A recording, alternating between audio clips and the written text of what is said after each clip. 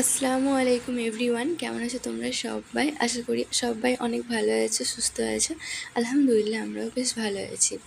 তো তোমাদেরকে এর আগের ভিডিওতে বলেইছিলাম যে আমার যেহেতু এখানে নতুন আসা, সেহেতু আমার না এখানে সেরকম কোনো কিছু নেই, একটা রুম আর একটা ছোট্ট কিচেন। তো আল্লাহ পাকের কাছে এটাই লাখ লাখ শুক্রিয়া, তাই না বলো? আল্লাহ পাক আমাকে সবই দিয়েছেন, শুধু নিজেকে একটু চেষ্টা করে গুছিয়ে নিতে হবে।